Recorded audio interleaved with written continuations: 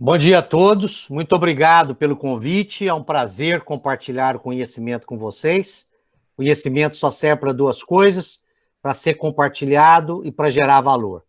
Portanto, é isso que nós vamos fazer nessas 1h30 de nosso trabalho, trabalhando junto, entendendo melhor o mundo que está por ser construído e que está dependente de metais, de uma maneira geral, e de recursos renováveis e não renováveis, como é que nós podemos integrar isso. Agradeço o convite da Unifesp e parabenizo-a pelos seus 25 anos de atividade. Começando, então, graças a Deus, me colocaram no meio da tabela periódica, eu aqui fui batizado de Mendeleev, é um prazer para mim estar entre os metais, nasci nos metais, vivo nos metais, e vou morrer nos metais. Então, é um prazer para mim estar entre eles. Começamos, então, a motivação nossa para isso é que há 3 caminhos para o fracasso. Não ensinar o que se sabe, não praticar o que se ensina e não perguntar o que se ignora. Esses são os 3 caminhos para o fracasso.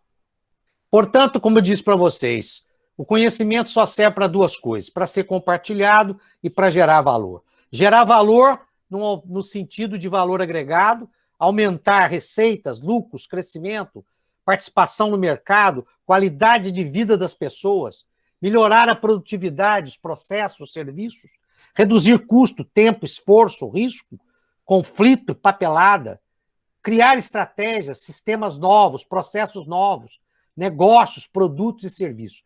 Isso é a matéria-prima para tudo isso, meus amigos, é o conhecimento. Portanto, é em cima disso que nós temos que construir a economia global, em cima do conhecimento. Portanto, as principais áreas da economia global, elas envolvem a energia, o transporte, a informação, o conhecimento e a inovação. Mais uma vez, saliento que o conhecimento é a matéria-prima para a inovação. E, finalmente, a manufatura. Não necessariamente nessa ordem, elas estão, na realidade, num círculo vicioso. O ideal aqui seria ter um círculo envolvendo todas essas principais áreas do crescimento da economia global. Nós vamos focar em todas elas e qual o papel dos metais em cada uma delas. Muito bem. O principal desafio, então, dentro dessa economia, sustentada em esses pilares, está calcada em alguns metais importantes, obviamente, além de outras matérias-primas, do níquel, do lítio, do cobalto, e aí nós vamos do aço, do alumínio, do molibdênio. Tá?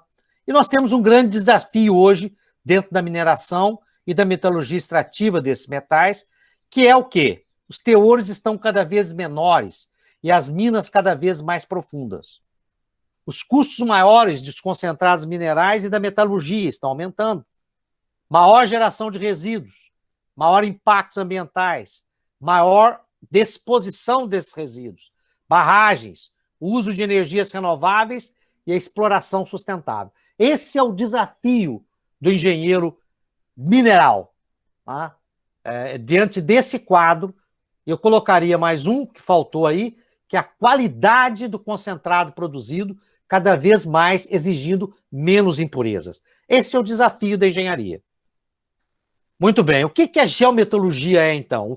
Vocês desculpem, uma parte vai estar em inglês, porque essa apresentação também vai ser feita em inglês, possivelmente por um grupo de amigos australianos e canadenses. O que e por quê? A geometalurgia é uma abordagem multidisciplinar que liga as informações da geologia, da mineração e da metalurgia, para melhorar o gerenciamento do recurso mineral, para atingir aquela performance do slide anterior, aumentando a performance do processo, reduzindo e mitigando os riscos técnicos e ambientais. Então, a geometalurgia é uma ciência complexa, que exige interação mineral. Né? Tanto é que a minha escola, a qual eu formei antes de vir à universidade, ela era engenharia mineral. Ela tinha, todo engenheiro lá teria uma formação em minas, metalurgia, civil e geologia. Porém, com o crescimento do conhecimento acelerado que tivemos durante vários anos, não foi possível. Só um curso hoje de metalurgia, a gente sabe disso, ou de engenharia de materiais, 6 anos é suficiente. Nós podemos dar só um curso de laminação ou um curso de novos materiais em 4, 5 anos. Então, o nível de conhecimento cresceu muito. Nós tivemos que desdobrar essa engenharia mineral. Então, a geometalurgia passou a ser hoje uma fundamental ferramenta para a exploração dos minérios. Muito bem, esse aí é o quadro. Esse é o grande quadro da geometalurgia. O que ela abrange e até onde ela chega. Vejam vocês mesmo que toda a ciência dos materiais é resultado dela. Sem ela, não há como a gente performar os materiais. Isso começa na geociência, onde nós vamos ter a litologia, a geoquímica, a mineralogia, a textura dos minerais, a dureza dos minerais. Tá? Isso o geólogo se dedica muito a essa parte, né, junto com o engenheiro de minas. E essa segunda parte, onde nós temos a mineração em si. Nós temos o corpo mineral caracterizado, onde nós vamos implementar uma série de análises e processos que podem ser utilizados para retirá-lo. Finalmente, nós chegamos na concentração desse minério, onde nós vamos fazer um processo de liberação das impurezas que vão gerar os resíduos. Tá? Que muitas vezes são resíduos, a maioria das vezes são resíduos também possivelmente de serem minerados futuramente. Ou seja, se nós tivermos uma piscina de resíduos gerados que não sejam utilizados no processo, aquilo lá pode virar uma possível mineração para o futuro. Tá? E aí entramos especificamente na minha área, que é a área de processamento, a metalurgia, porque não se faz bateria, não se faz aço, não se faz nada somente com concentrado. Precisamos ter o metal. Tá? Essa aí, então, envolve agora a teoria de extração desse concentrado, dando a ele o metal para ser utilizado, então, finalmente, na engenharia dos materiais, aonde nós vamos definir os produtos, as suas performances, a sua vida útil, quanto ele impacta no meio ambiente. Isso nós já temos definido nessa cadeia, nós já vamos definindo dessa cadeia o impacto da vida desse material que está chegando até o final. Então, essa é o quadro geral da geometalurgia.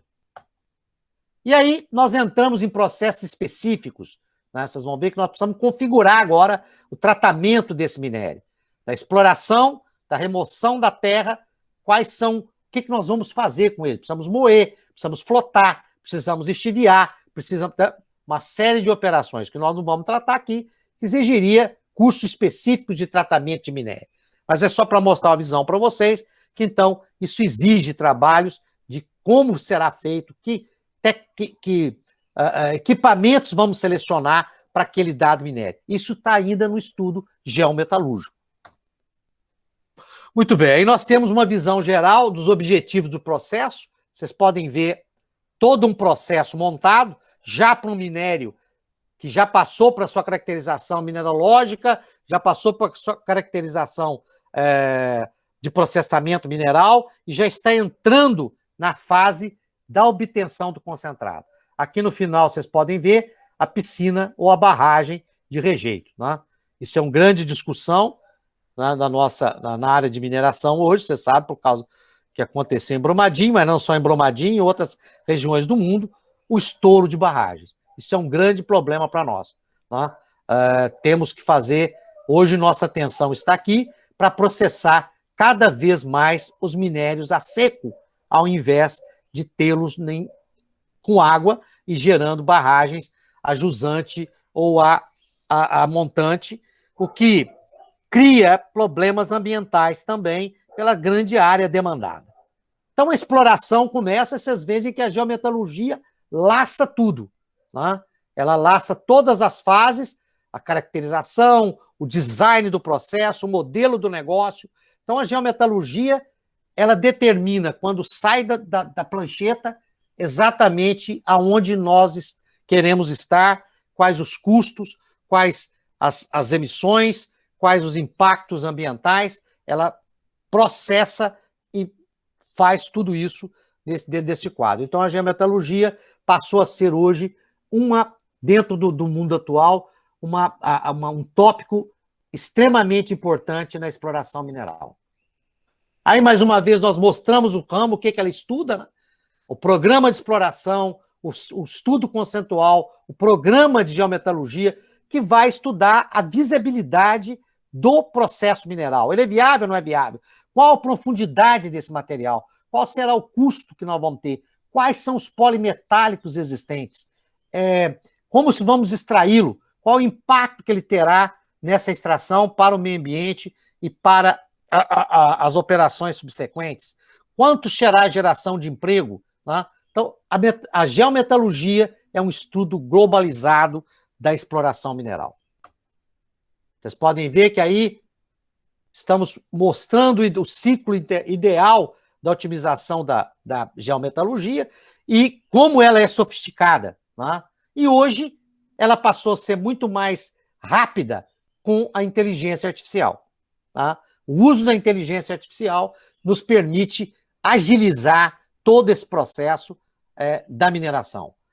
Então, vocês podem ver que nós estamos, a otimização do poço que nós estamos perfurando, o CAPEX necessário, o capital necessário para fazer, isso tudo vai mostrar a viabilidade do processo. E poderemos mostrar ao investidor quanto ele é viável ou não. Tá? Isso passa por projeções de fluxo de caixa para análise econômica, pela análise do valor presente e quanto realmente o negócio vai gerar, não só em capital, mas em sustentabilidade e em termos de meio ambiente, em termos de econômico e em termos social. Então, vocês verem que é muito abrangente. Então, aí são as etapas que a gente faz, né? Quais são as questões fundamentais que se pergunta na geometalurgia. Qual o processo que nós vamos usar para moer? Qual o processo que nós vamos usar para classificar? Qual o processo que nós vamos utilizar para concentrar e liberar impurezas? Qual o tipo de minério? Cada tipo de minério exige uma rota diferente. Muito bem.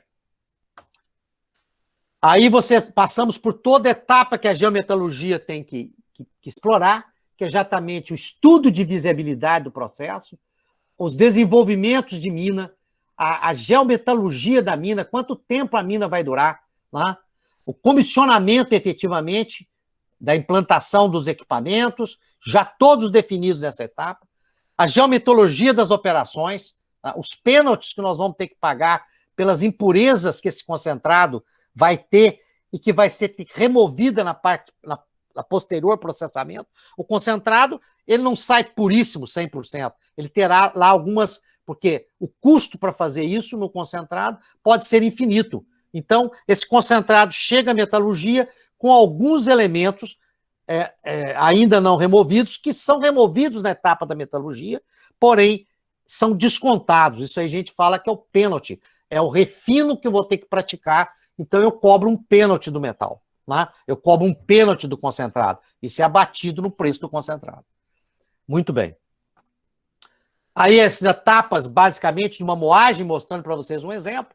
Um circuito do moinho de bolas, ou de martelos, ou de um circuito em 2 etapas, porque o minério exigirá isso, né? Porque nós temos que chegar num valor de nível de moagem que atinja a liberação que nós precisamos. Aí vocês veem que já estamos fazendo do plano econômico, é muito importante isso. Tá? É muito importante esse planejamento econômico na metalurgia.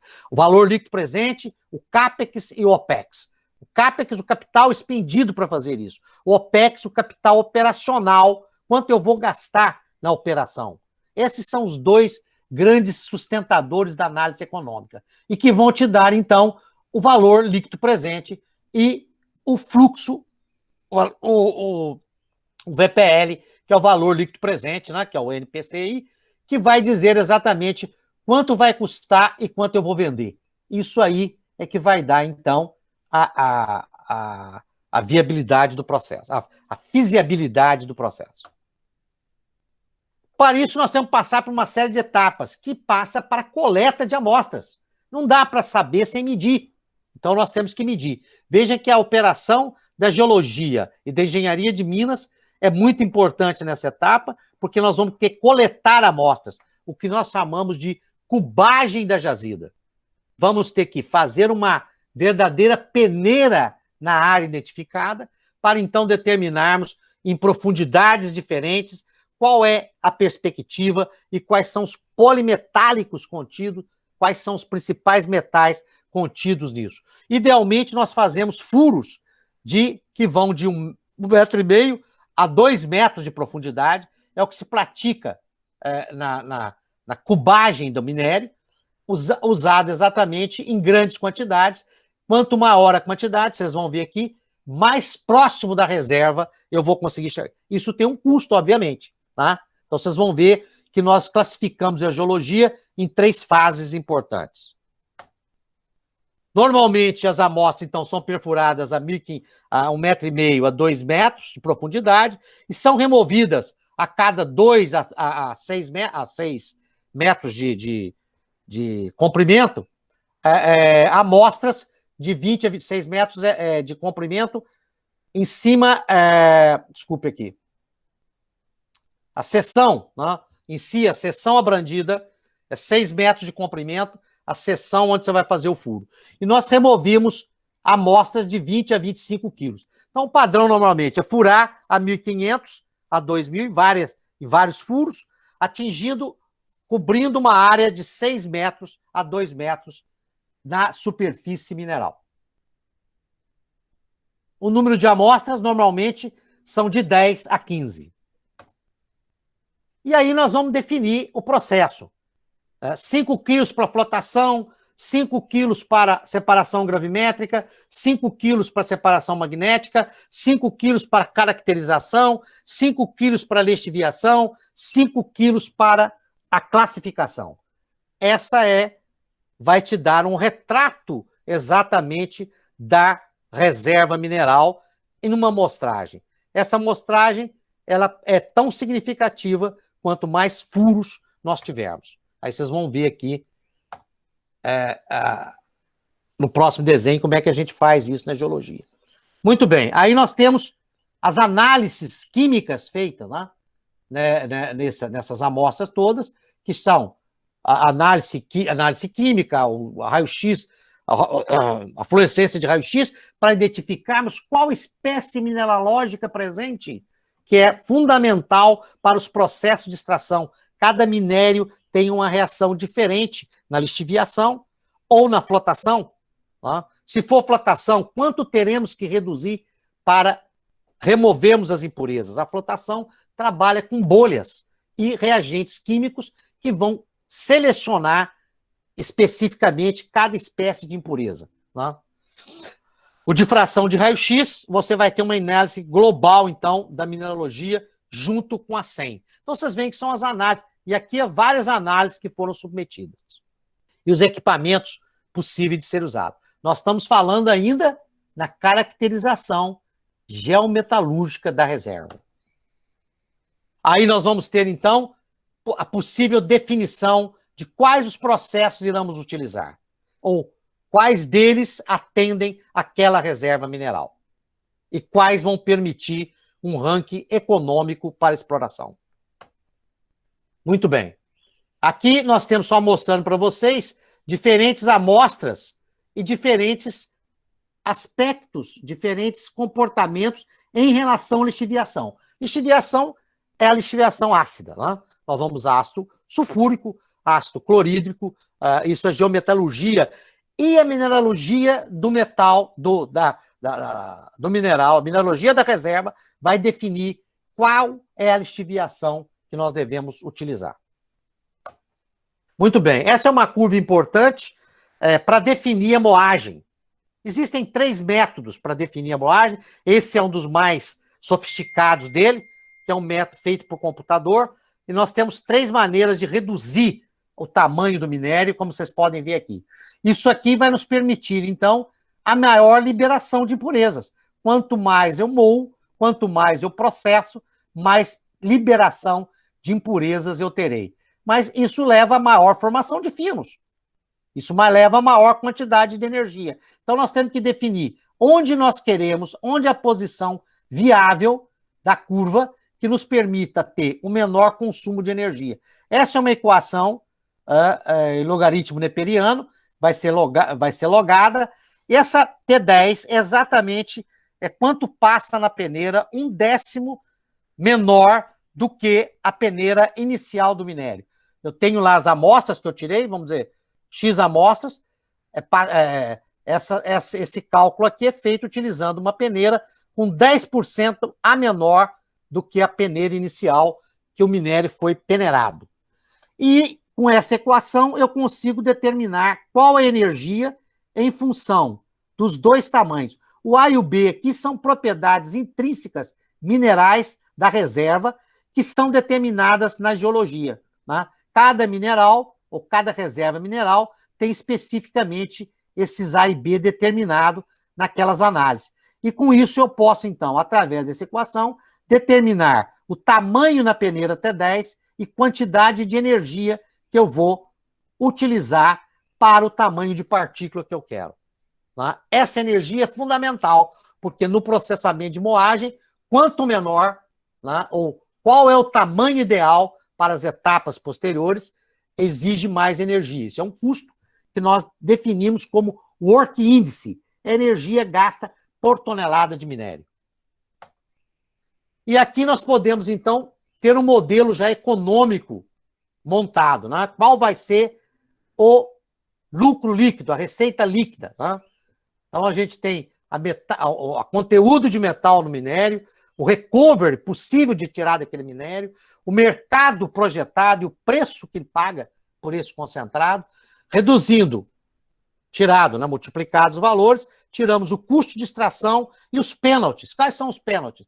Exatamente aquilo que o meu cliente posterior vai ter que me cobrar para tirar alguns elementos indesejáveis contidos no concentrado. Muito bem, aí está o quadro geral de tudo que eu falei. Tá? Desde a obtenção da reserva, desde a descoberta da reserva e o caminho que ela leva até a produção do concentrado. Tá? Então, aqui é exatamente o mapa da geometalurgia. Tudo aquilo que eu falei para vocês estão distribuídos nessas fases, tá? Até nós chegarmos finalmente à reserva produzindo o concentrado no preço, nas qualidades e na sustentabilidade que ele deve produzir. E aqui vocês têm uma ideia de quanto aquela perfuração que falei com vocês. Aqui está o corpo mineral identificado na geologia. Nós começamos, então, a fazer as medições para dimensionar quanto ele é viável. A geologia classifica, então, essas reservas em 3 grandes blocos: o inferido, o indicado e o medido. Então, normalmente, vocês vão ver muito isso nos relatórios minerais, de que a quantidade inferida foi tanto, a quantidade indicada foi tanto e a quantidade medida foi tanto. O que significa isso?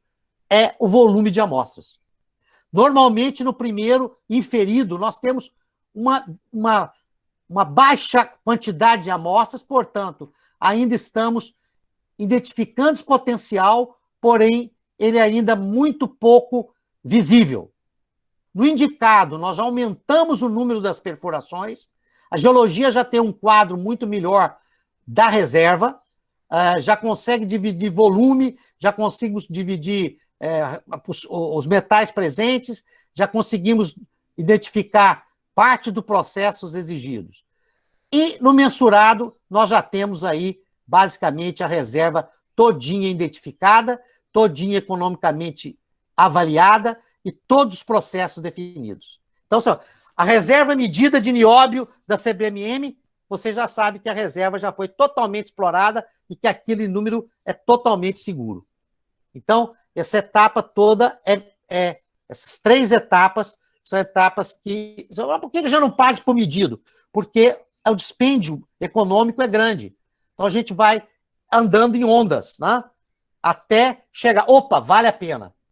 vocês terem uma ideia, quando houve o boom de perfuração no norte do Brasil, a busca de vários metais nas regiões do Pará, com metal inferido, só com metal inferido, a Bolsa Canadense já estava comprando as minas. Só para vocês terem uma ideia. Eu só tinha o número inferido, era tão importante esse metal, como o caso do níquel, como o caso do ouro, como o caso do manganês, o manganês menos. O que acontecia? A quem tinha o direito daquela reserva, já podia vendê-la, já estava apta a vendê-la, mesmo não tendo ainda medido. Aí vocês podem ver, então, um corpo mineral furado, né? Isso aqui é exatamente o que eu falei para vocês, dos furos de 1,5 metro a 2 metros que nós praticamos na exploração. Vejam que o corpo mineral varia muito de um para outro. Veja a coloração. Tá? Isso aqui tem mais ou menos 2 metros, 1 metro de profundidade. É daqui que saem as 25 quilos de amostra, na qual nós vamos mixar, vamos levar para o laboratório, vamos ao domínio de recovery de cada um. Tá vendo? Domínio. Quanto é a lixiviação, qual o teste de lixiviação, ao laboratório geometalúrgico da bancada de teste. Né? Aí o processo metalúrgico, o processo mineral, desculpe, engenharia mineral, definida para esse corpo de minério, já totalmente balizada e já totalmente feita a análise econômica. Muito bem, então, resumindo tudo isso que eu falei para vocês, nós estamos neste quadro. Né? As reservas minerais estão localizadas no nosso planeta, tanto na Terra como no oceano. Precisam da mineração, precisam da geometalurgia para quantificá-la, como explorá-la, que profundidade ela está, quais os polimetálicos presentes. Esse metal, uma vez tratado, processado, concentrado e mostrado a sua viabilidade, ele precisa, então, ser transportado até o processamento. O concentrado vem, então, para a final etapa do processamento, aonde nós vamos obter o concentrado. Nós vamos, então, esse corpo mineral vai ser, então, submetido a uma série de processos para que esse mineral seja mais purificado. Muito bem, a próxima etapa é carregar esse metal intermediários, né, esse concentrado já bem mais puro, para o refino. Tá? Aí o refino, nós vamos ter a pirometalurgia, a hidrometalurgia, para remover esse metal final, ok? Vejo, então, que a geometalurgia ela é fundamental nessa etapa toda. Na geometalurgia, nós já sabemos, inclusive, se nós vamos usar pirometalurgia, eletrometalurgia ou hidrometalurgia. Aqui é os metais das nossas vidas. Eles estão em todas as nossas residências. Eu mostro aqui num gráfico todos os metais presentes na vida nossa de cada dia. Né? Vocês podem ler na tabela que tudo isso é mineração. A nossa casa é feita de mineração. E, mais uma vez, o nosso celular é feito de mineração. Aqui vocês podem ver os principais metais envolvidos na fabricação do celular. Tá?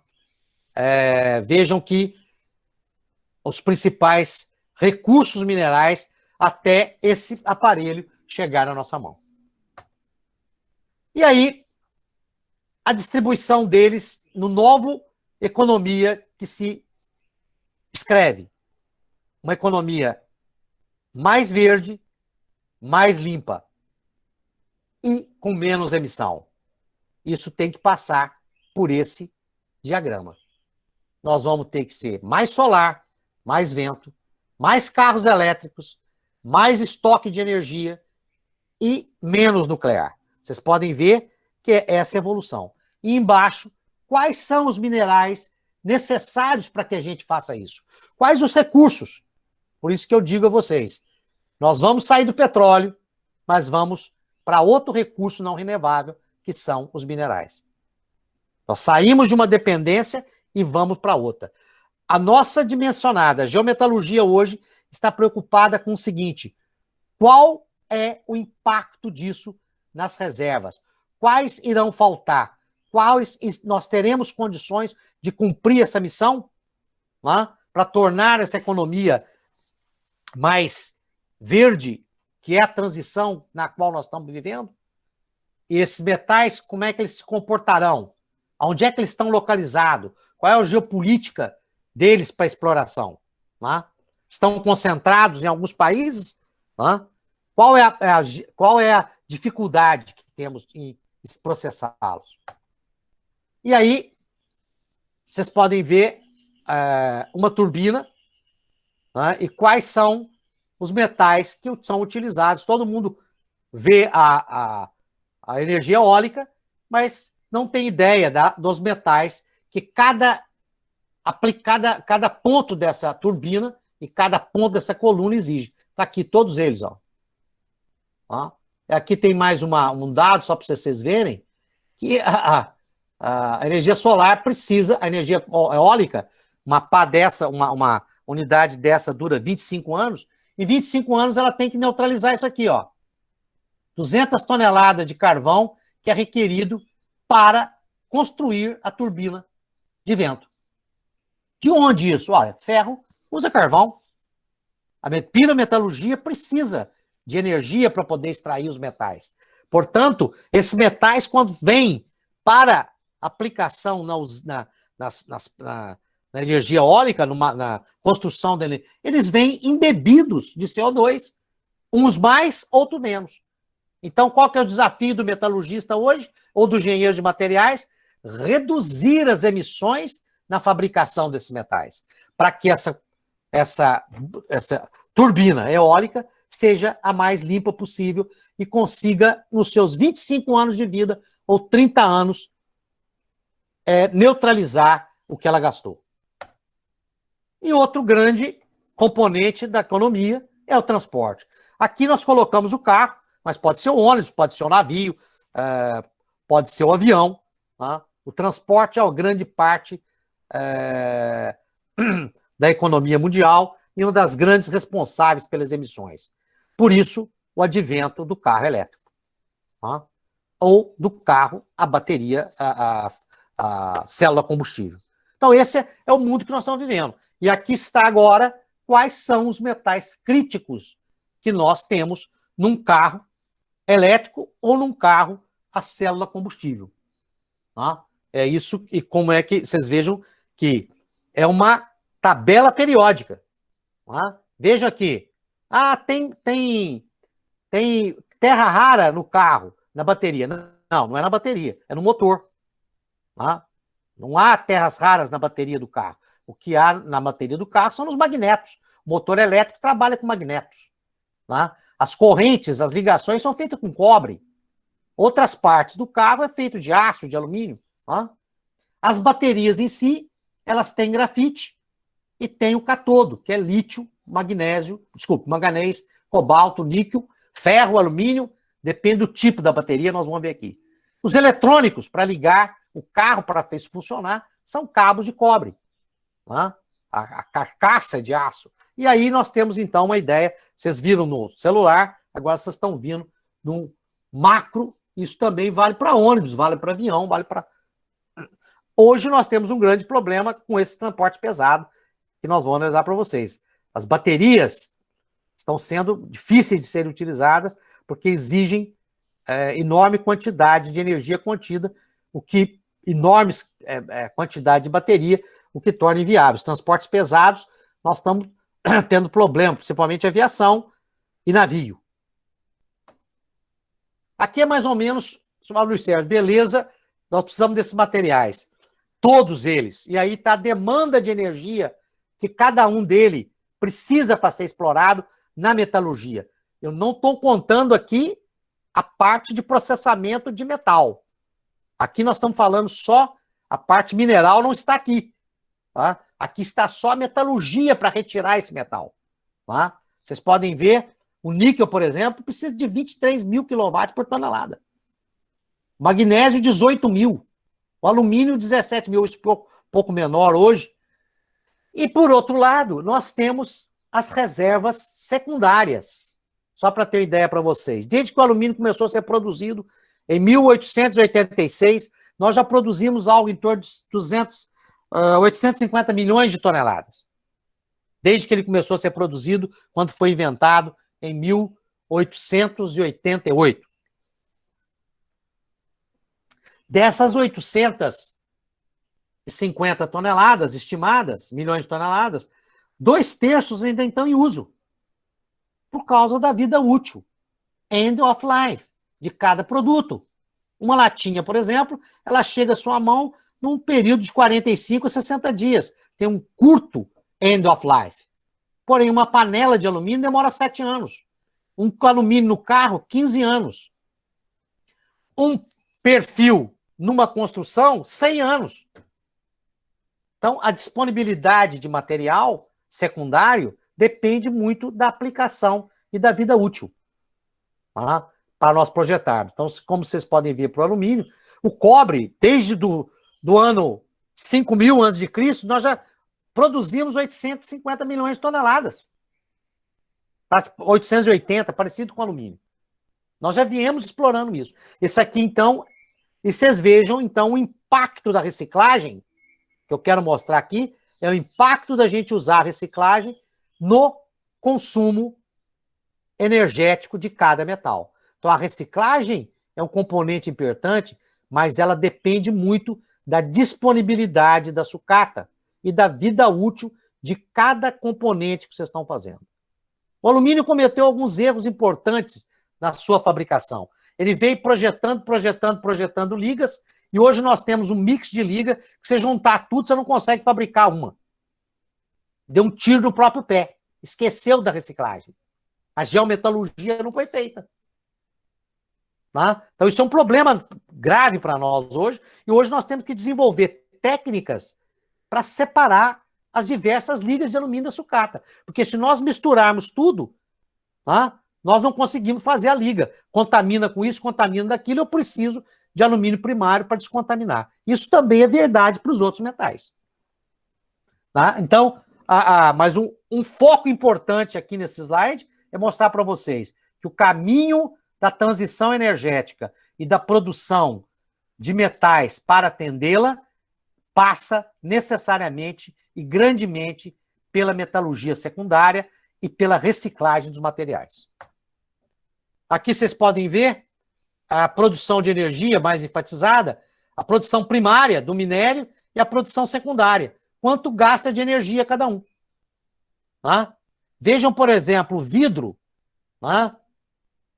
É praticamente o primário e o secundário, eles estão muito próximos um do outro.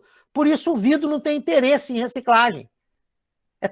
O preço de fazer um vidro reciclado, um vidro com vidro reciclado e matérias-primas primárias é praticamente muito próximo.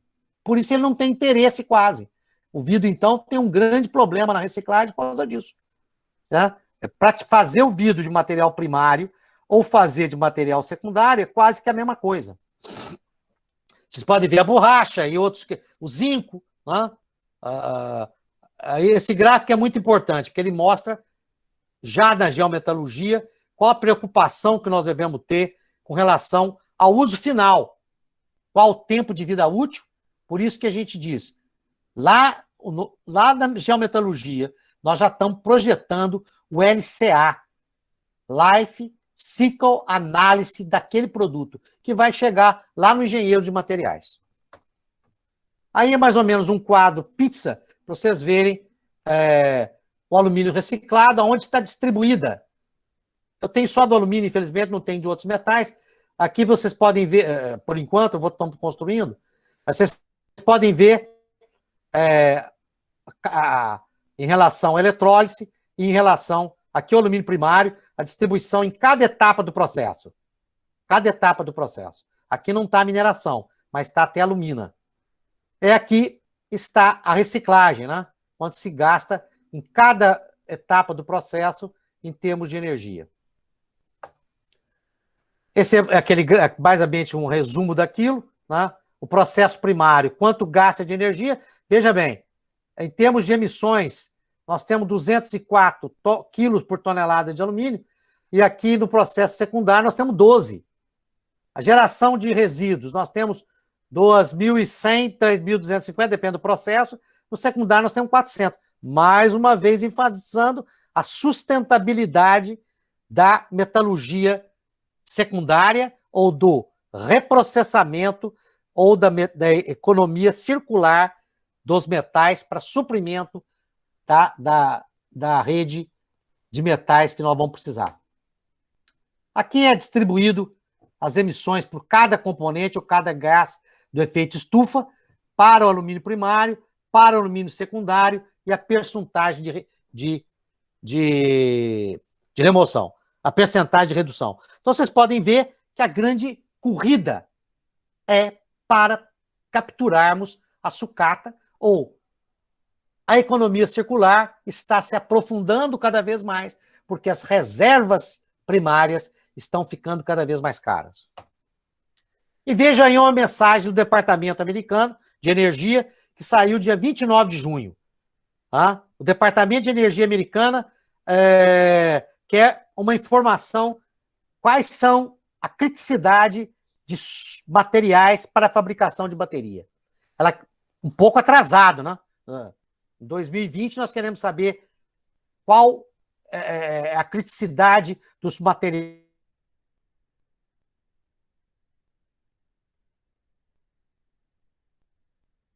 para ver a preocupação, queria destacar a preocupação que já se inicia em 2020, porque, meus amigos, nós temos um plano, nós assinamos todos no Tratado do Clima, que nós precisamos chegar em 2050 com a temperatura de 1,5 na Terra. Senão, nós teremos graves problemas ambientais. A ameaça climática é o coronavírus. Frente à ameaça climática, é uma gripinha. Portanto, nós temos até 30 anos para fazermos isso e temos que começar já. E uma das maneiras dessa transição energética passa pelo uso intensivo dos metais. Muito bem. Vamos ver então aqui como é que foi essa história da energia. Nós temos 4 transições que marcaram a história da energia no mundo. Primeira, a domesticação do fogo. Foi há 400 mil anos atrás. 5 mil anos antes de Cristo, tivemos a irrigação e a tração animal. E no século XVIII, o carvão. O carvão chegou substituindo a madeira e a força muscular dos homens e animais domésticos. E aí, vocês podem ver, foi exatamente o momento que o tráfico negreiro caiu a zero. No fim do século XVIII, chegou o carvão e, finalmente, chegou a abolição da escravatura.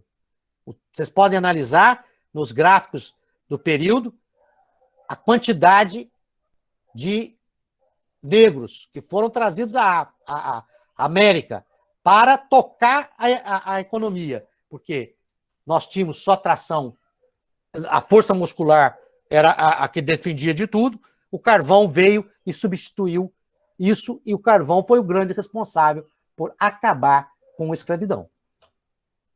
Um conjunto de inovações, portanto, num quarto período, um conjunto de inovações apareceu durante as últimas décadas do século XIX.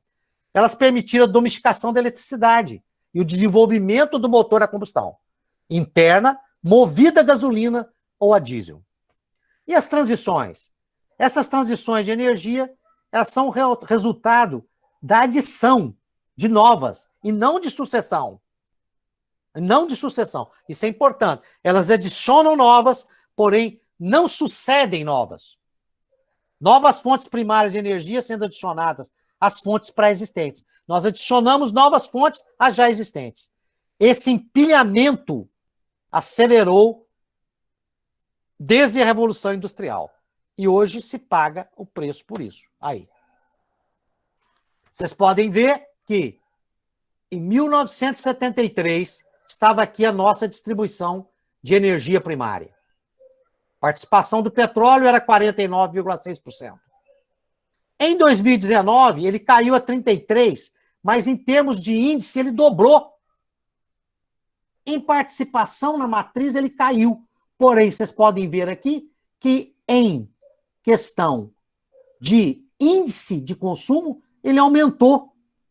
Olha o aumento do percentual dele. Todos tiveram isso, né? Todos tiveram isso. E vejam que a participação das renováveis ainda é extremamente tímida. 5%. A hidráulica, 6,4%. A nuclear não é renovável, né? E o carbono, 27%. Então, 89% da nossa economia ainda é fóssil. Muito bem, aí está a transição energética. Esse é o quadro, meus amigos, que nós começamos a perceber agora. Aqui nós temos as fontes fósseis, que nós usamos intensamente, e hoje temos 3 mil gigajoules de tonelada de carbono instalado na nossa atmosfera, e produzimos, no ano passado, 35 gigatoneladas de emissões. Então, isso aqui é responsável pela situação que nós chegamos hoje. O que nós queremos? Isso aqui. E vejam o que está presente aqui. A grande fonte. O maior reator a fusão nuclear disponível em cima das nossas cabeças. Como explorar isso? E como fazer essa transição é a nossa grande missão. E vocês viram que nós estamos saindo daqui, entrando para cá, saímos de uma dependência fóssil de petróleo, que é um mineral, e vamos para uma outra. Muito bem. Essa é um quadro, desculpe estar em francês aqui, porque é uma discussão que nós tivemos aí com o pessoal do Instituto da França sobre a geopolítica da energia. Eu preciso falar isso para vocês, porque isso tem um impacto direto em todo o processo de fabricação dos metais, né? O que nós queremos? Os principais determinantes que existem, a geopolítica no jogo da energia. Vejam que nós vamos, só dar um exemplo para vocês. Nosso consumo ano passado foi de 10 bilhões de barris de petróleo. Não vamos pegar a média do ano passado, não, mas vamos pegar a média do ano passado, porque eu estou falando do ano passado. A média do preço do petróleo ano passado, antes, obviamente, do coronavírus, o barril do petróleo Brent custava $64 por barril. 100 bilhões de barris por dia, por dia. 100 bilhões de barris, nós estamos falando de 6,4 bilhões de dólares por dia de receita. Agora, caiu para 30, nós estamos falando, o consumo também vai cair e tal, mas esse era o quadro, essa é a economia que tem um impacto enorme. Tá? Tem um impacto econômico enorme na nossa economia. E nós queremos reduzi-la. Claro, óbvio que não vai ser de um dia para a noite. E claro e óbvio que nós temos 30 anos para fazer isso. Mas nós temos que começar já. A geopolítica, vocês podem ver, correlação negativa, né? Queremos demanda de energia fóssil diminuindo. O que nós vamos fazer com os preços das energias fósseis? Qual que nós vamos fazer? Como é que nós vamos pagar o preço para o petróleo? Então, isso tudo é um mapa geológico que a transição pode impactar. Né? Qual o preço? Qual a demanda de metais? Qual é a demanda que nós teremos de metais para essa nova economia? Qual o preço desses metais? Qual a estratégia de pagamento para esses metais? Então, só classificando para vocês rapidamente aqui, os metais são comuns, uma classificação geral, né? Não existe uma classificação geológica perfeita, mas podemos dividir eles em metais básicos, os preciosos e os metais utilizados na energia nuclear, que é o urânio e o tório, e os metais especializados. Nós vamos ver cada um desse aqui. E temos os metais raros, né? Aqueles que têm incidências pequenas, de ppms, né? Na nossa crosta. Né? Então, os metais básicos são praticamente o ferro, o alumínio, o titânio, o magnésio, o manganês, o cromo, o zinco, o chumbo, o cobre, o níquel e o estanho. São essenciais para a economia. Nós temos os metais preciosos, o ouro, a prata, a platina, o paládio, o ozônio, o ródio, o rutênio, a platina sendo grande utilizada como, principalmente, os PGMs, que nós chamamos, né? Os metais, o grupo de metais da platina, utilizado como catalisadores na indústria petroquímica e como catalisadores na produção de hidrogênio, na eletrólise. É um metal caro e raro. Vocês vão ver como é que eles estão distribuídos no mundo. E aqui, como é que nós classificamos a raridade de uma deles em função da presença na crosta terrestre. Aqui está mais ou menos a distribuição desses elementos na crosta terrestre e por que nós chamamos um de raros, né, e outros de mais básicos. Vejam, isso tudo é em função da quantidade presente na crosta terrestre. Vejam, veja aqui os raros, onde está a presença deles, em função do percentual atômico na crosta terrestre. Muito bem. Vamos citar, então, as inovações tecnológicas desenvolvidas para apoiar essa transição energética que nós precisamos fazer. Fazem uso de vários metais, como eu disse para você. Os veículos eletrificados, o cobalto, o cobre, o lantânio, o lítio, as células combustível, a platina, o paládio, o ródio, como catalisadores. Vocês podem ver bonitinho, o pessoal mostrando o hidrogênio, a célula, a hidrólise da água sendo feita bonitinho, mas ninguém conta o que está dentro. Tá? Então lá nós temos a platina, que são materiais importantes, raros e caros.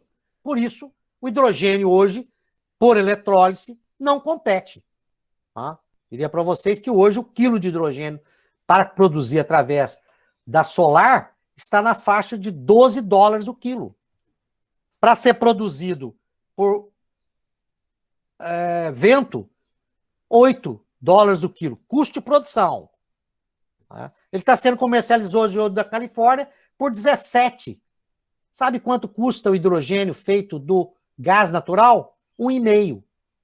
Mas não é a saída. Gás natural emite. Tá? Muito bem. E aí nós vemos as tecnologias de energia, né? A eólica, cobre, neodímio. Neodímio vai aonde? No motor gerador da energia elétrica, da turbina. O titânio na indústria aeronáutica, nas turbinas, né? E o nióbio também aqui, como para fabricação de superligas. As tecnologias fotovoltaicas, o silício, o cobre, o cádmio, o índio, o galho, as baterias de lítio, cobalto e níquel. As energias renováveis, portanto, estão sendo implantadas em grande escala, porque vocês viram lá aquele grafiquinho que nós queremos explorar, o reator de fusão nuclear que está em cima da nossa cabeça, que gera uma grande quantidade de energia, fundindo hidrogênio, que é o Sol. Tá? Então, agora, ele é o nosso grande aliado nessa transição. Tá? Então, as energias renováveis estão sendo implantadas em grande escala, porque nós temos que sair daquele primeiro ponto lá que eu mostrei para vocês naquela figura, para a figura do Sol. Tá?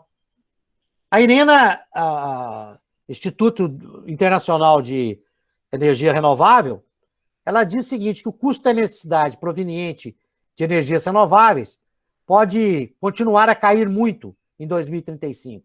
Vai cair em torno de projeção de 25% a 60%. Nós estamos vendo isso. O custo hoje da energia solar está $40 o megawatt. E a eólica, $40, desculpa. E a solar, $50 o megawatt. Tá? Então, é um valor já extremamente competitivo com as outras energias.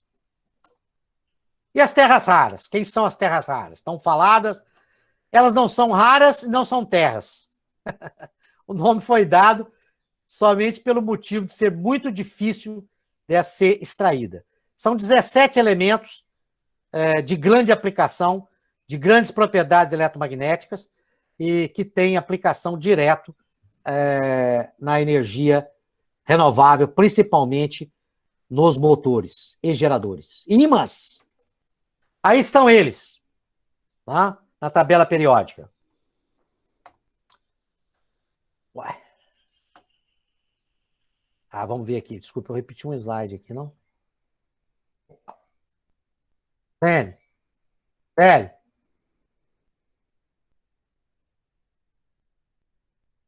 Beleza. O que é metal crítico ou estratégico? Isso é diferente. que é crítico e o que é estratégico.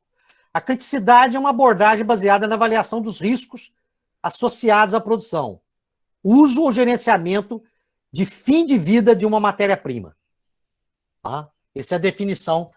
Uma matéria-prima é crítica quando? Usado em muitos setores da indústria, difícil de substituir no curto prazo, objeto de inúmeras aplicações industriais, com grande valor econômico, e, finalmente, suas reservas e produção são geograficamente concentradas. A noção de criticidade não é universal. A criticidade de uma matéria-prima pode variar de um país para o outro, porque, na verdade, ela se refere a 4 níveis de risco, ou seja, 4 tipos de criticidade. O geológico, que é a multiplicidade de uso de materiais críticos, gera escassez. O econômico, cartelização de mercados. O estratégico, as reservas de materiais, quando estão geometricamente concentradas, podem dificultar as inovações realizadas por certos países em setores estratégicos. E ambiental. O que dizer de emissões poluentes? Consumo de energia e água para a produção desses materiais.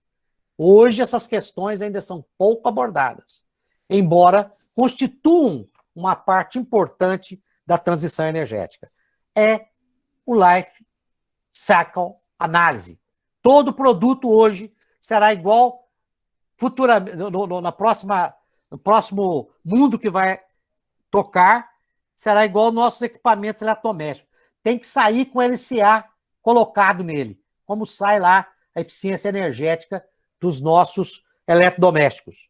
O LCA, Life Cycle Analysis, desde do berço até o túmulo, vai ser exigência para aplicação dos diversos materiais, e os metais passam também por isso. Além dos fatores determinantes da transição energética, são complexos, fatores são complexos, vocês viram lá aquela geopolítica. O progresso técnico e a eficiência energética, associados à energia renovável, induzem um fenômeno interessante chamado efeito rebote, que, ao contrário do que se pensa, significa que seu crescimento não se traduz necessariamente em uma diminuição no consumo de recursos. Interessante, é o efeito rebote. A eficiência energética não leva à redução de recursos, muito pelo contrário, aumenta.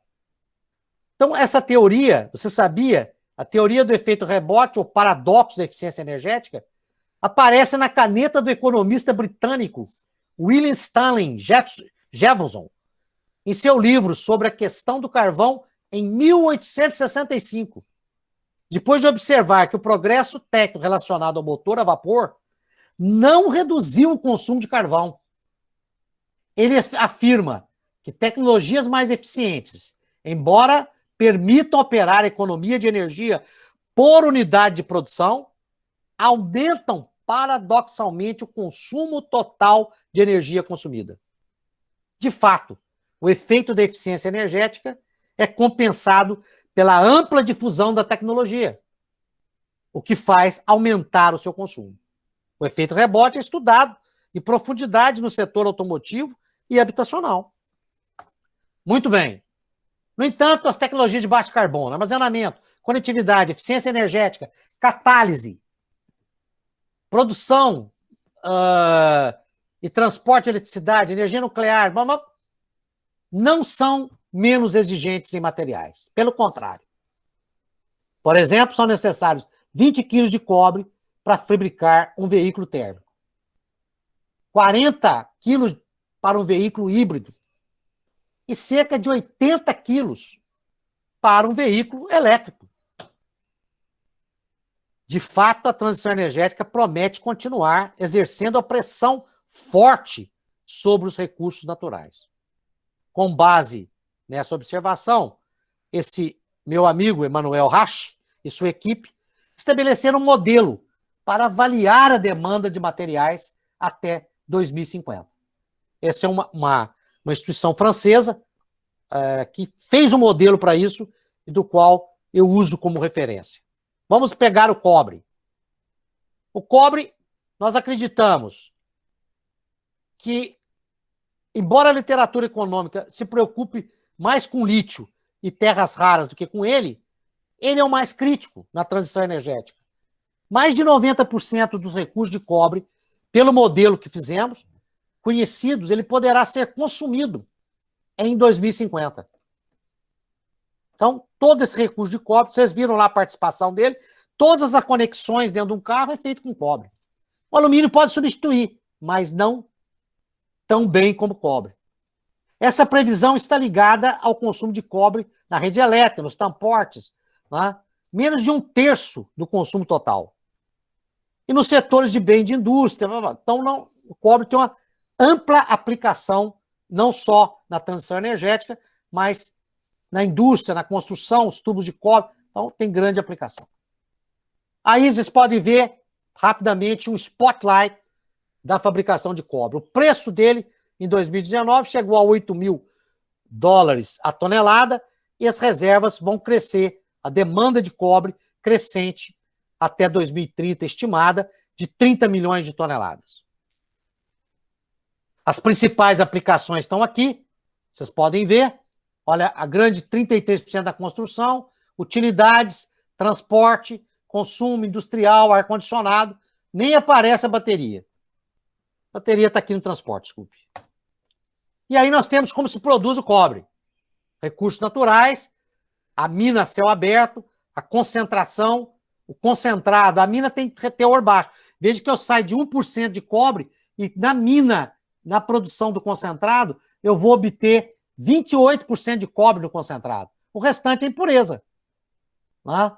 E o molibdênio também é produzido aqui.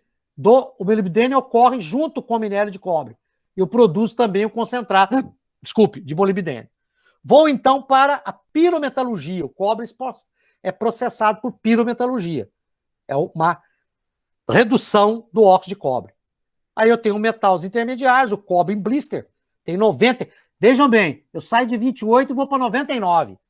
Para onde foi o restante? Tails, resíduos. Tá? E aí entro, então, no refino do cobre, que ele é feito por eletrorefino.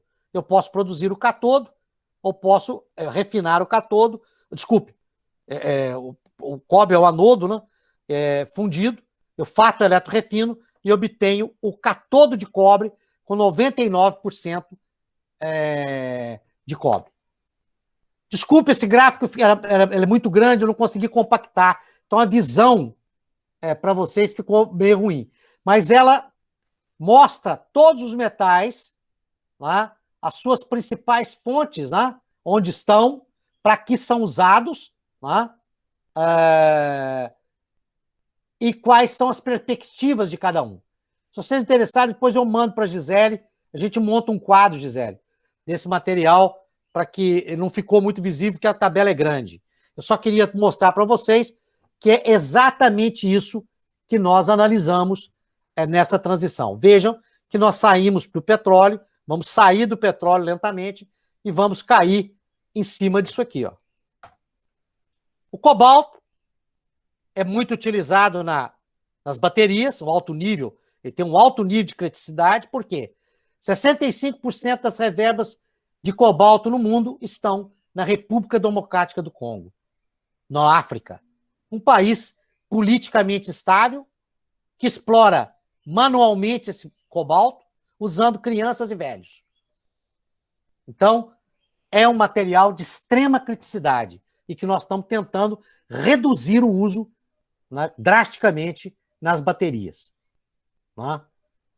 O indicador de cobalto, no cenário para a gente chegar até 2, está entre 60, só chegar até 2050, nós vamos ter 68,5 a 93,3 em 2050 de reservas já exploradas.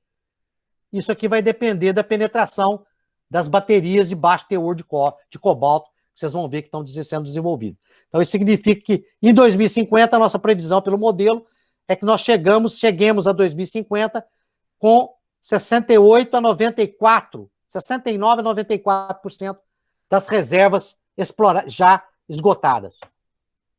Aí está o fluxo de produção do cobalto, eu não vou me estender muito, que já está 12 minutos da minha hora. Qualquer dúvida a gente pode esclarecer. E aí, por que níquel? Por que lítio nas baterias? Por que não outra bateria? Por que essa fome por lítio? Está aqui, explicada nesse gráfico. É a concentração de energia, a densidade de energia. As baterias, aqui essa bolota aqui são várias composições químicas de baterias de lítio que permitem, então, dar um maior range de densidade de energia. Vocês podem ver, nós conseguimos chegar até 700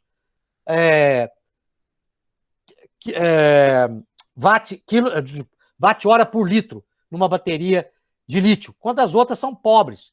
Isso aqui significa maior capacidade de autonomia. Né? Eu posso abastecer e rodar mais longe. Né? Só para vocês terem uma ideia de o que significa isso, a dimensão, uma bateria tem em torno aí de 550, hoje 700 kWh ou watts-hora por litro. Só para vocês terem uma ideia, o álcool tem 6.800. A gasolina tem 8.000. Tá? Então, veja bem o que nós vamos ter que substituir. Tá? Isso permite, então, com que o carro amplie. Hoje, a grande luta das baterias é aumentarmos a autonomia. Porque quem compra quer saber disso. Quem compra quer saber preço, quer saber autonomia, quer saber infraestrutura para poder abastecer seu carro, porque senão você vai ficar igual um celular. Pô, acabou a bateria. Onde eu vou... Entendeu? Mas aqui está o grande motivo por que se escolheu o lítio. E aqui está o grande motivo por que nós temos que reduzir o cobalto.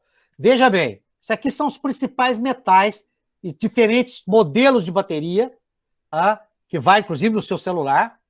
Não é só para carro, não. Vai todas as baterias de alumínio e lítio. Nós temos aqui a composição química de todas elas. Vejam que todas usam... Olha essa, quanto uso de cobalto. Olha essa. Olha essa. Então, a nossa tendência foi aumentar o níquel e reduzir o cobalto. Essa é a bateria da Tesla.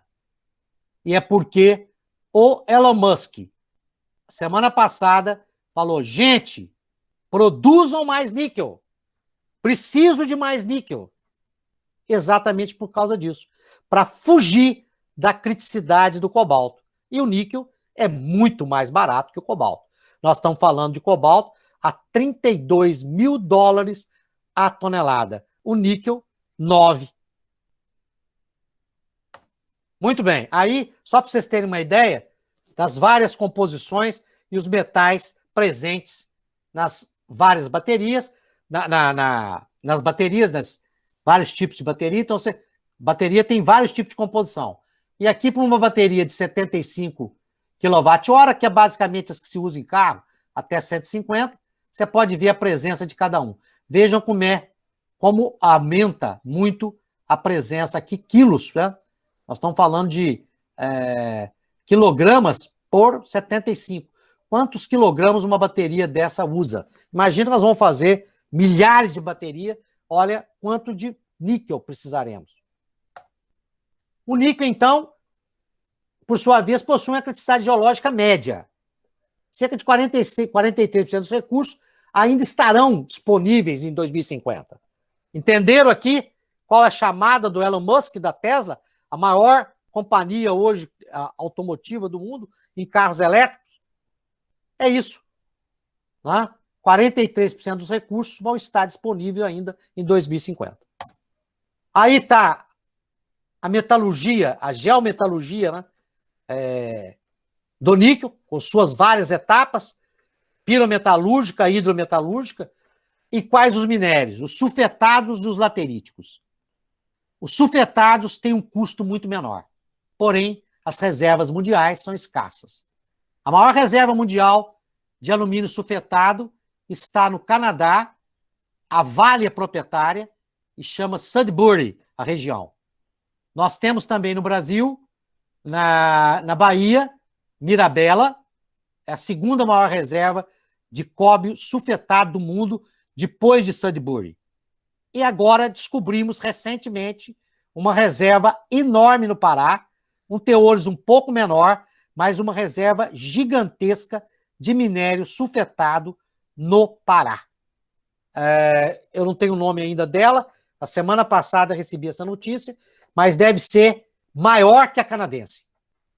Portanto, nós estamos bem. E é essa exatamente que os carros elétricos querem, porque o níquel é mais barato do que o laterítico. Obtê-lo, o níquel, através do minério sulfetado, é mais barato do que do laterítico. Aí está, para vocês terem uma ideia, uma fábrica de produção de bateria para produzir a quantidade de energia de 35 gigajoules por hora. A gente dimensiona a fábrica por isso, esse é o output da fábrica. Não por número de baterias, mas pela energia que ela está produzindo. Essa fábrica, especificamente, vai produzir a quantidade de baterias equivalente a 35 gigajoules por hora. E vai produzir a bateria NCM. Eu não sei se é 8011 ou a 6622, não está especificado aqui. A quantidade, vejam bem, o níquel aplicado na bateria não é níquel metálico, é um sulfato. Então, é um sulfato de níquel, tem níquel contido, obviamente. Só se pode fazer sulfato de níquel, tendo níquel, obviamente. Então, 19 mil toneladas de sulfato de níquel, 6 mil toneladas de hidróxido de cobalto, 25 mil toneladas de hidróxido de lítio ou carbonato de lítio, porque varia. Em algumas baterias eu coloco hidróxido de lítio e a outras eu coloco carbonato de lítio. E grafite, que é o anodo da bateria, eu vou precisar de 33 mil toneladas.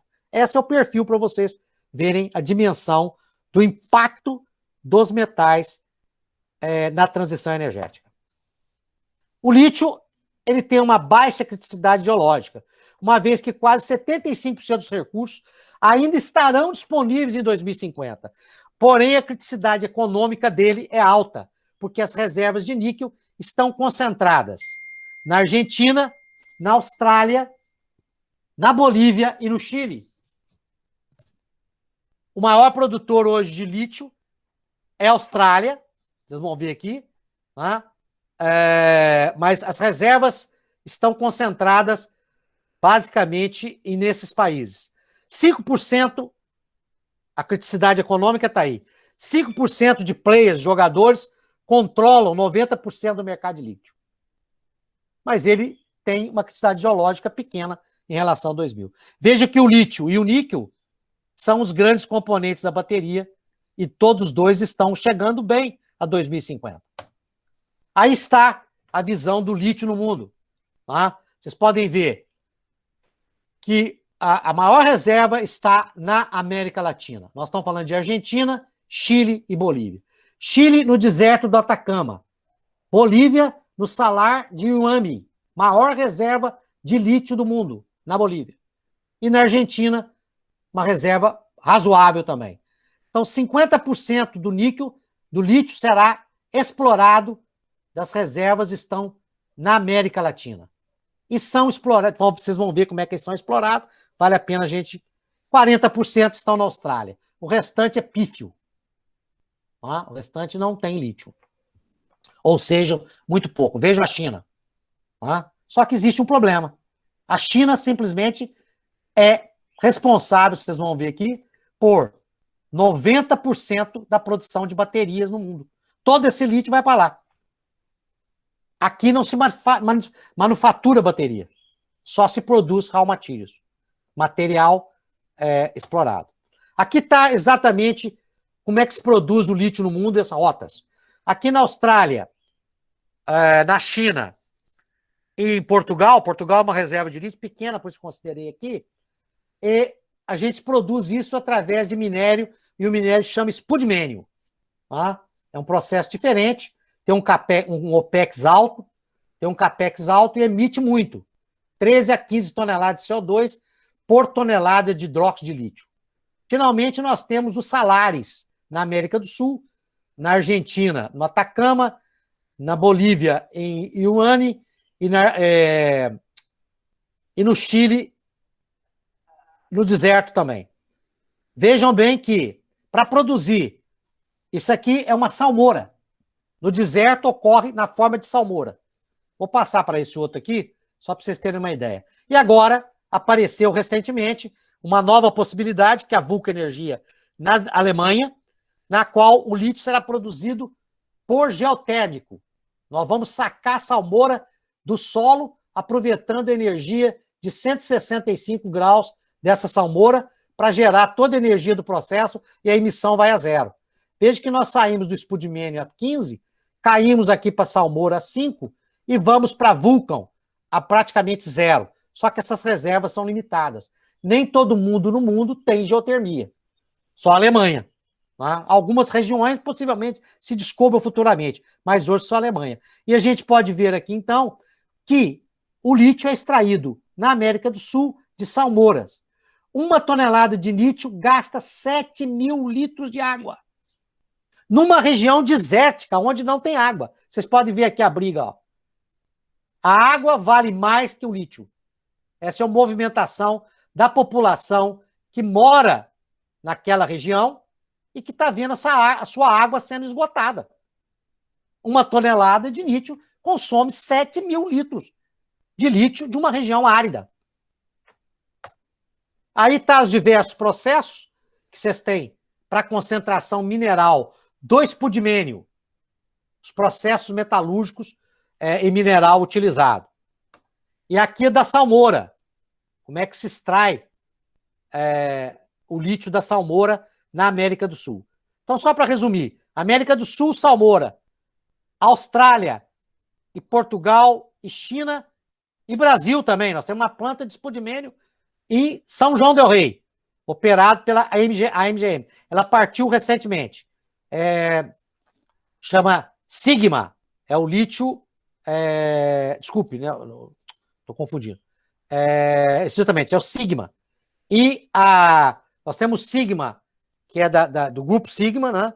Que explora lítio spodumênio, próximo também da IGM. E temos a AMG, que é uma empresa inglesa, também operando lítio de spodumênio lá em Minas Gerais. Aí a extração de salmoura, como é que se dá? Vocês vejam as piscinas. A salmoura é sacada e colocada para evaporar. Aí se obtém o sal. Por isso já está no deserto, né? Aí é o processo do geotérmico, na qual nós vamos puxar a salmoura, que está contida a 2 mil metros de profundidade, ele sai a 165 graus, faz vapor, gera energia para o processo. Isso aqui tem emissão zero. Não é zero, mas muito baixa. Aí está o circuito de Atacama, tá, o nome é Atacama. Como é que ele funciona? Aqui está as piscinas, onde existe a evaporação. Essa é uma planta, essa é uma técnica para reduzir o consumo daquela água que eu falei para vocês, aonde nós circulamos o brine, a salmoura, mas estripamos o ácido ou a água, o que for. Tá claro que aqui nós podemos fazer os dois. Essa recirculação permite reusar a água. Isso é por salmoura, processo que está sendo discutido para ser implantado na América do Sul para reduzir o consumo de água naquele montante. Aqui é a indústria global do lítio, como é que ela vai crescer, né? Com as taxas de crescimento dela. Vejam, por exemplo, a bateria NCM, ela vai ter uma taxa de crescimento. Essa é a química da bateria, né? Que eu mostrei para vocês. Ela deve ter uma taxa de crescimento de 14% ao ano. A aplicação dos valores industriais acima de 2 bilhões de dólares. Então, aqui está o perfil do mercado global de lítio. O que vai acontecer? O crescimento das receitas e o crescimento da necessidade do metal. Mas vocês viram que estamos confortáveis em relação ao lítio, porque vamos chegar a um valor mais baixo.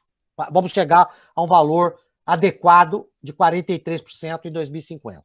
Aqui está a evolução também do lítio nas baterias. Aqui está como essas baterias são construídas, como elas são construídas, diversos tipos. Vocês vejam, alguém pensa que aquela bateria enorme, vejam aí, os vários modelos de bateria disponível. Aqui é basicamente, só para vocês verem, qual é o consumo, a emissão de CO2 para cada uma das opções de combustível utilizada no transporte. Nós vamos desde a gasolina até as células combustíveis. Veja que esse aqui foi o Prevision, nós estamos falando do esse WTTT. Vou começar por aqui. O TTT é do tanque à roda, e aqui é do poço à roda. Tá? Quer dizer, quanto emite do poço até a roda e quanto emite do poço até o tanque, e do tanque até a roda, desculpe. E aí vocês vejam que o carro elétrico e o FNV são os grandes componentes dessa história. São os que menos emitem CO2. Cuidado, carro elétrico abastecido numa matriz elétrica suja também é sujo. Lembre-se que a China produz grande parte da sua energia do carvão. Portanto, o carro elétrico na China não é tão limpo quanto é um da Alemanha. Aí está a grande competição que vai ter para o nosso mundo futuro. Ou vamos de carro elétrico, ou vamos de carro a célula combustível. A célula combustível é muito complicada, como eu falei para vocês, né? Mas já está se pensando nisso. Por quê? Para reduzir as dependências possíveis de metal, mesmo que isso aqui custe e seja pouco ineficiente. Tá? Então já temos um plano B aí da célula combustível. Existe um projeto da Nissan, que é muito importante para o Brasil, que ao invés de tudo isso aqui, nós reformarmos, ou seja, produzirmos hidrogênio dentro do próprio carro. Chama On-Board Hidrogênio Reform. Reforma de hidrogênio dentro do carro, através da injeção de etanol. Nós podemos usar o etanol para remover hidrogênio do etanol, isso tudo feito aqui dentro do carro. Isso é uma grande saída. Tem alguns problemas tecnológicos para serem vencidos ainda, mas a Nissan está com 30 engenheiros em cima disso para resolver. Aqui está as principais técnicas para se estocar energia, é o grande problema. Por quê? As energias renováveis, eólicas e solares, são intermitentes. O sol começa às 6 e morre às 18. E depois, o que nós vamos fazer? O vento sopra, pode não ter vento. E quando ele está soprando intensamente e não tem demanda, o que nós vamos fazer? Temos que estocar. Então, a estocagem de energia passou a ser um grande desafio. E aqui vocês têm todas as tecnologias e as quantidades de energia que podem estocar, a quantidade e o tempo de estocagem, que é importante. Então, hoje o mundo preocupa-se muito com isso. Como estocar as energias que nós vamos produzir quando não há consumo para elas ou quando há um super consumo. O hidrogênio passa por isso aqui também, mas o hidrogênio é problemático. Aqui está mais um gráfico de como estocar e finalmente, genial, que é uma tecnologia disruptiva, que é estocar toda a energia através de gravidade. Tá? Aqui é um poço, basicamente, pode ser um prédio, pode ser um poço. Um poço na qual você usa gravidade para estocar energia. Quando você está gerando, você eleva essa peça de concreto até em cima, você estoca energia. Acabou, você abaixa ele gera energia. É como se estivesse bombando também a água para uma montanha, por exemplo. Aqui é o sulfato de manganês. Vocês vão ver, é claro, a produção. O aço. As rotas para obtenção de aço. Como nós estamos pensando em torná-lo cada vez mais puro, porque, veja bem, o aço hoje, só na produção do aço através do primário, né, do alto forno, nós temos uma emissão de 1.500 quilos de CO2 por tonelada de aço. Se a gente colocar mais a laminação aqui, nós vamos para 1.800. Nós queremos reduzir isso em 80% até 2050. Para isso, nós temos que mudar as rotas. O hidrogênio será fundamental aqui. Aqui o alumínio, que também vai ser usado. Vejam que ele participa 35% do transporte. O preço dele, quanto que nós vamos demandar até 2030? Aqui as emissões do alumínio primário.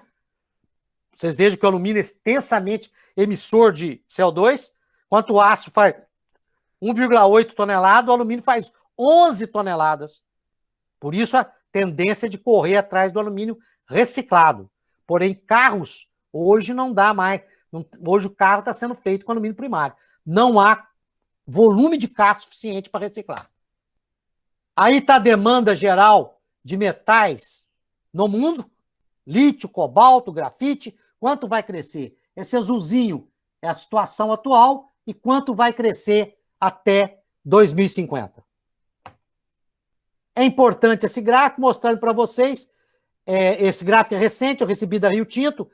Ele mostra que, mais do que o lítio, o estanho será um metal de grande utilidade, mais do que o lítio. E o estanho, as maiores reservas estão no Brasil, que é a cassiterita, lá em Rondônia, e no Sudeste Asiático. Aqui vocês podem ver os principais metais e quem são os críticos minerais e quem são os principais detentores. Vejam que o vermelho, China, é o grande detentor e que o mundo se alertou agora no coronavírus. Quando a China parou, o mundo parou. Por quê? Nós colocamos todas as reservas na mão dos chineses. Isso passou a ser extremamente crítico. Vejam, todos eles, só o Brasil tem 90% de nióbio. Tá? O resto dos principais metais estão todos concentrados na China. Vejam as terras raras. Aqui eu fiz um tópico só para mostrar para vocês que nós vamos precisar só de transição energética, não. Nós vamos precisar de comida. Lembre-se que em 2050, a projeção é que nós tenhamos 10 bilhões de habitantes na Terra comendo. Portanto, nós precisaremos de fertilizantes. E um deles é o nitrogênio, que é produzido hoje através de gás natural. A amônia é produzida através de gás natural. A ureia é através do nitrogênio do ar. Mas o fertilizante nitrogenado, que é amônia, hoje é produzido via gás com grandes emissões de CO2. E aqui o fosfato, o fósforo, principal elemento para se produzir proteína. Maior reserva está onde? Marrocos. A mina, o rei do Marrocos é o dono da mina. Aqui estão, só exemplificando, os principais metais distribuídos no mundo, os mais importantes. Vejam a China. Todos estão lá. Aqui são as principais reservas brasileiras. É de 2016, desculpe. Onde nós cubamos as principais, ou temos as principais reservas inferidas, medidas, desculpe. Essas são medidas. E aqui, análise do ciclo de um produto, que é uma condição sine qua non para nós agora e que vai ter que aparecer em todo produto que nós comprarmos daqui para frente. Aqui eu tenho o exemplo da bateria, né?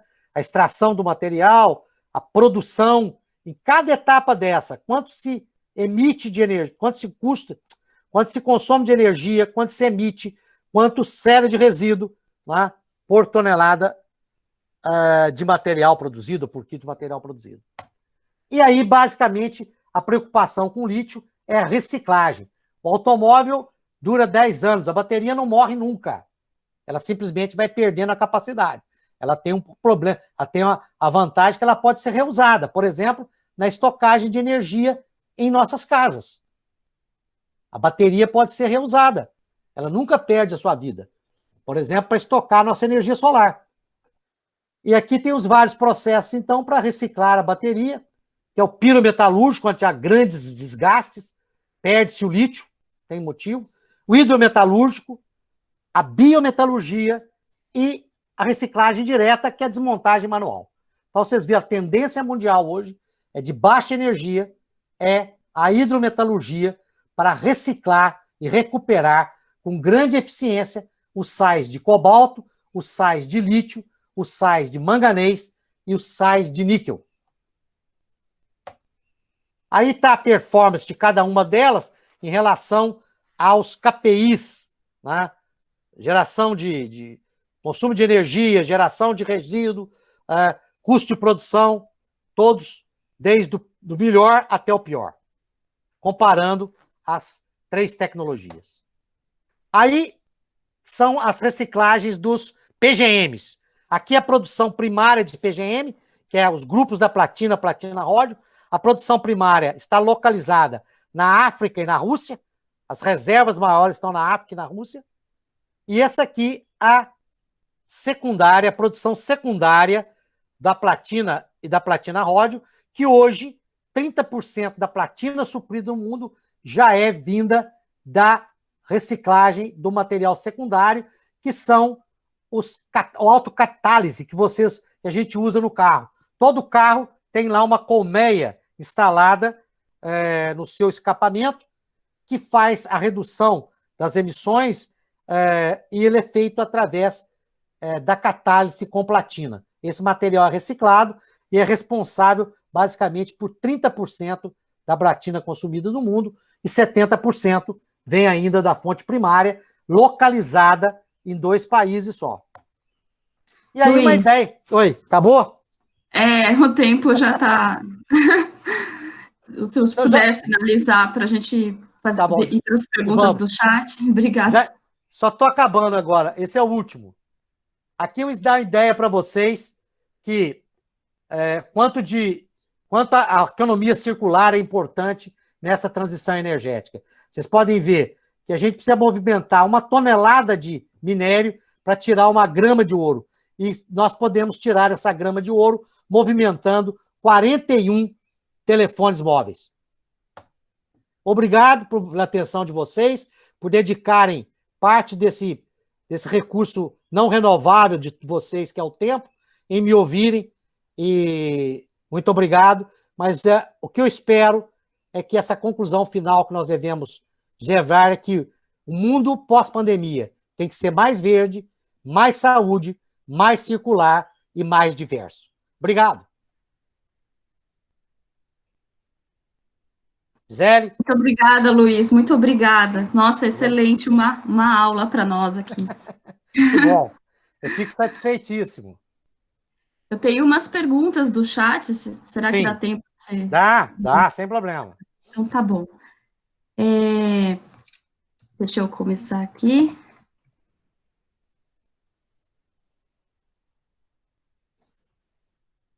O Leandro, ele perguntou, né, diante da situação de escassez ou da possível escassez de alguns minerais pelo aumento do consumo, quais são os metais mais estratégicos, geopoliticamente, na transição econômica do petróleo para a economia verde, que o professor Luiz mencionou? Sim. Eu diria para ele que são exatamente os que estão na bateria. Tá? A bateria, ela nos ajudará a armazenar a energia gerada nas intermitentes, que são... E nos ajudará a estocar essa energia. Tá? Então, são o lítio, são o cobalto, são o manganês e o níquel. E que se ele perceber, o lítio e o níquel, como eu mostrei, são reservas que nós estamos confortáveis em chegar até 2050, aonde essa transição deverá ter sido concluída. Portanto, teremos recursos disponíveis. O grande problema para nós será o cobre, que vocês vejam que nós vamos chegar lá com as reservas bastante escassas, ou possivelmente já consumindo 93% das reservas. Esse nós temos que pensar seriamente em como substituí-lo ou aumentar a sua reciclagem. E aí vem uma pergunta dele sobre reciclagem também. Qual que é a evolução técnica do processo de reciclagem para eliminar o processo primário e ter apenas o secundário? Sim. Então, ele está crescendo. Tá? Eu poderia dizer que existem 5 ou 6 companhias, empresas ao redor do mundo na reciclagem das baterias. Né? Parte delas usando pirometalurgia, que está sendo abandonada porque perde-se o níquel. A hidrometalurgia ainda está embancada, não bancada, eu diria, precisa num processo piloto industrial, escala piloto industrial, numa escala maior, não laboratorial, numa escala piloto industrial, uma empresa chamada American Manganese, canadense, né, tem operação nos Estados Unidos, ela está praticamente já estabilizada esse processo, ele está sendo dimensionado agora em termos de viabilidade, mas com grande possibilidade de reciclagem dos sais da bateria, todos eles com grande percentual de recovery. Mais alguma? Sim, Luiz, tem várias aqui. Deixa eu ver a próxima. É possível eliminar processo primário para remover impurezas no processo secundário? Sim, é possível sim. eliminar.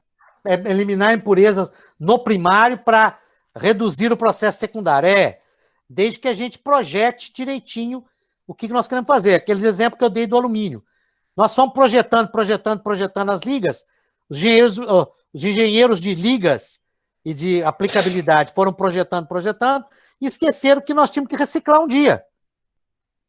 Então, nós criamos uma coxa de retalho, cujo o secundário, se a gente for utilizar, a gente não produz uma liga específica. A gente precisa lançar a mão do primário. Né?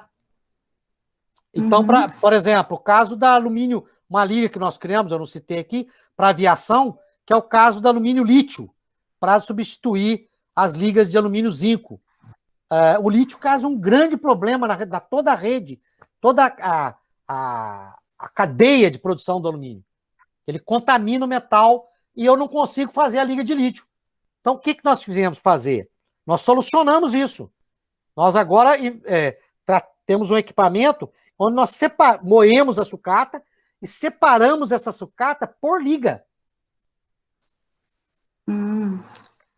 Certo. Aí ele pergunta também em que pé está esse tipo de ciência no mundo? Quem lidera esse tipo de pesquisa? O que o Brasil precisa, em sua opinião, para liderar ou patentear tecnologia dessa natureza? O Brasil precisa, claro, nós temos grandes problemas, né, mas temos produzido grandes avanços disso aí. O IBRAM, que é o Instituto Brasileiro de Mineração, criou a Mineração Hub, que funciona em Belo Horizonte, exatamente envolvendo as startups, né, trazendo as startups, colocando problemas para serem resolvidos, envolvendo as startups no sentido de que grande parte desses nossos problemas sejam rapidamente resolvidos, envolvendo as startups, que elas têm uma grande agilidade para isso. Por outro lado, nós temos o CETEM, no Rio de Janeiro, que é um grande centro de pesquisa mineral, que também tem trabalhado e ajudado muito nesse desenvolvimento de rotas. Só para ele ter uma ideia, a exploração de lítio de rochas através de Spudimânio, lá em Minas Gerais, que é da MG e da Sigma, que exige um processo que eu não tive tempo aqui de detalhar para vocês, que é um processo no meio denso, não era dominado no país. Então, essas duas empresas passaram a trabalhar elas mesmas, claro, com a ajuda de consultores, eu mesmo ajudei-as lá no processo, para a gente dominar essa tecnologia do meio denso. Então, eu diria para você que hoje nós temos tanto a USP, como Ouro Preto, como a Federal do Rio de Janeiro, o CETEM, nós temos uma massa crítica suficiente para dominar essa produção mineral. Mamãe! Legal. Tem uma pergunta aqui da Ana Carolina. Ela fala que a China tem planos de explorar alguns minérios na Lua nos próximos anos, e a NASA em Marte. E ela pergunta se o Brasil tem algum estudo com relação a isso, algum plano, se o senhor sabe. Temos, mas não tão longe assim, tá? Porque, como ela pode notar lá numa dos meus slides, as reservas também estão no mar. Não se esqueça que esse mar não estava aí, né? Antes da Terra foi formada, esse mar inundou grandes quantidades de reservas. O problema é desenvolver as técnicas de profundidade. Veja o caso da Petrobras, né? Nós conseguimos extrair petróleo com 7.000 metros de profundidade. A tecnologia totalmente brasileira. Ninguém tem isso no mundo. E é um custo extremamente, não, um custo muito competitivo. Só que é um fóssil, né? Mas nós desenvolvemos toda a técnica para isso. Nós não teremos como abandonar o petróleo definitivamente, mas chegaremos um dia que teremos que reduzir muito. Mas eu não iria tão longe. A China está querendo viajar. Isso aí é uma fantasia. Eu acho que primeiro temos que explorar o nosso mar. Ela fala se caso eles consigam explorar, todo esse cenário pode mudar, não pode? Pode mudar, poderá mudar, mas eu acho que a nossa pesquisa de novos frontes é extremamente importante, Ana Carolina. Mas não precisamos sair da Terra, não. Nós temos aqui o mar que poderá nos ajudar. Imagina você explorar níquel na Lua, né? O custo que vai ficar esse níquel, né?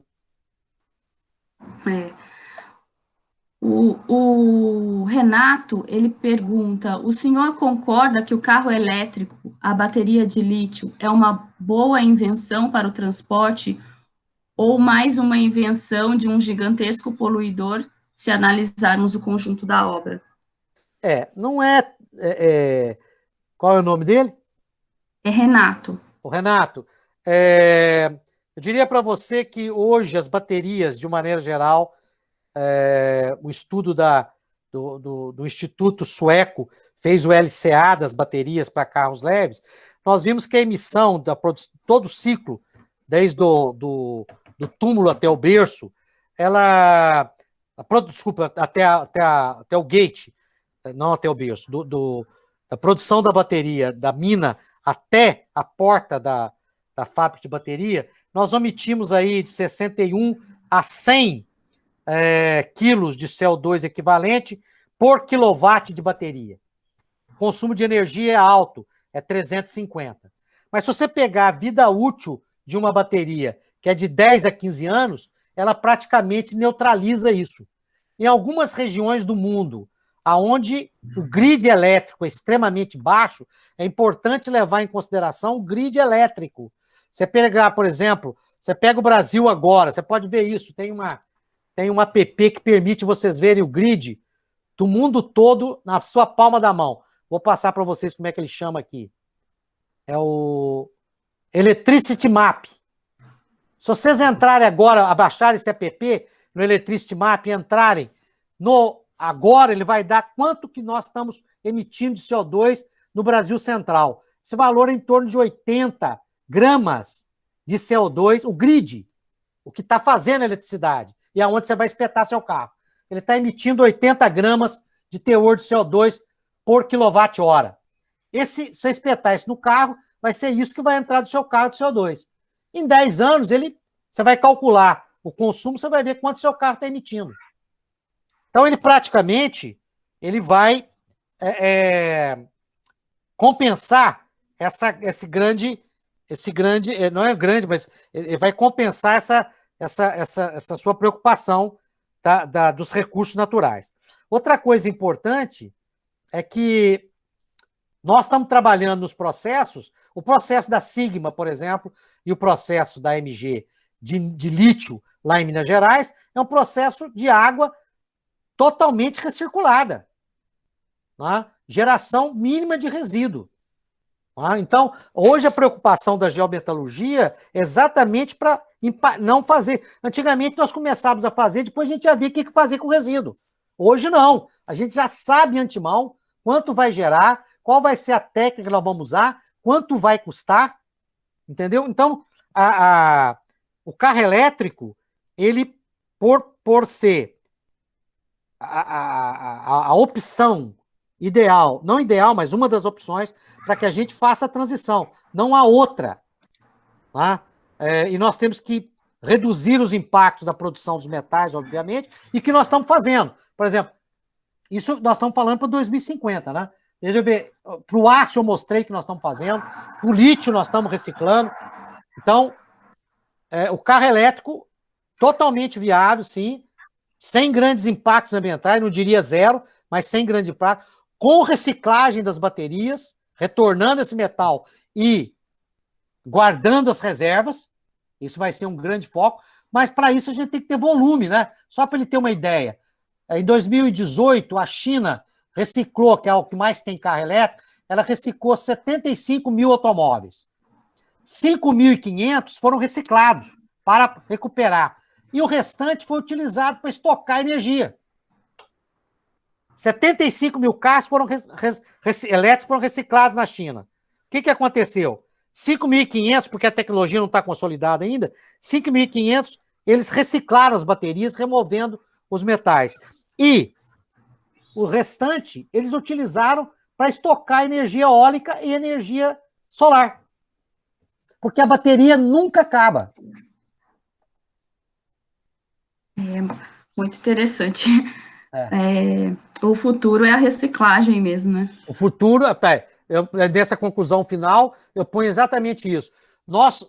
A economia circular vai ser a nossa grande foco, mas não, nós estamos começando na transição. Nós estamos em 3 níveis, né? O nível que nós tínhamos antes era fabricar, consumir e jogar no lixo. Agora nós estamos fabricando, consumindo e retornando parte para nós, mas ainda jogando parte no lixo. A outra, finalmente, que nós temos que chegar em 2050, é totalmente circular. Não haverá lixo. Uhum. Tem mais uma dúvida do Caio. Ele pergunta como está o Brasil em termos de volume de produção e desenvolvimento tecnológico no cenário dos terras raras. Caio, né? Caio, só para ter uma ideia para você, as reservas de terras raras da China são de 44 milhões de toneladas. O Vietnã e o Brasil são as outras 2 grandes fronteiras de terras raras. O Vietnã tem 22 milhões e nós 22 milhões. Isso já medidas, tá? Não inferidas, não, medidas. Então, o que significa? Que Vietnã e Brasil, juntos, têm a mesma produção da China. Só para você ter uma ideia, e nós temos as terras raras também em resíduos do nosso minério de pirocloro, que é explorado em Araxá na produção de nióbio. A própria CBMM está desenvolvendo uma fábrica, possivelmente junto com o IPT, fizeram isso, vão fazer uma fábrica de magneto usando neodino.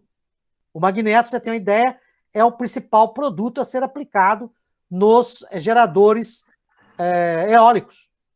E esse neodímio vai ser tirado dos resíduos da produção de nióbio lá em Araxá. Então, nós temos, sim, temos reservas, temos tecnologia, temos gente competente para fazer todo o ciclo geometalúrgico das terras raras no país. Já está acontecendo, inclusive, com a própria CBMM. Eu vou para a última pergunta do A. Costa Júnior. A reciclagem de eletrônicos pode gerar muitos metais importantes. Sim. Qual o cenário para essa atividade?